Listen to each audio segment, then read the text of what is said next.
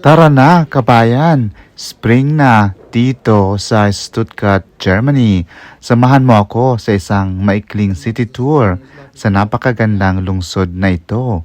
Unang stop natin, Schlossplatz.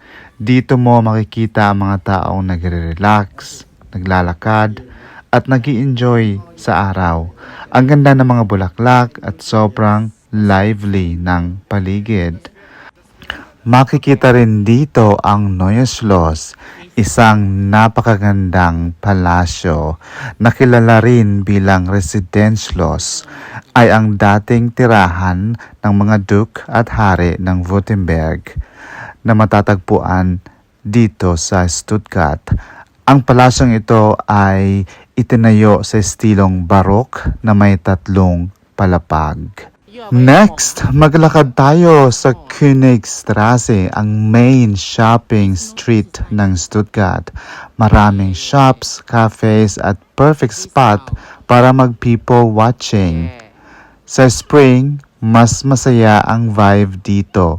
May mga taong nagkakape sa labas, nagkukwentuhan, at nag-i-enjoy sa magandang panahon. Pumunta rin ako dito sa Altes Schloss.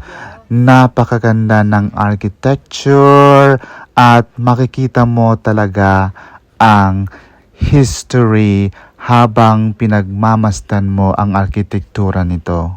Pumunta rin ako sa Universität Stuttgart dito sa sentro ng Stuttgart, tahimik, maraming puno at perfect para magpahinga at mag-relax.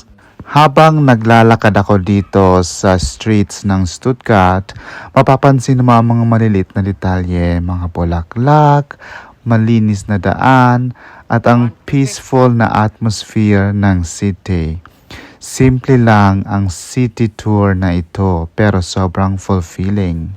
Salamat kabayan sa iyong panonood.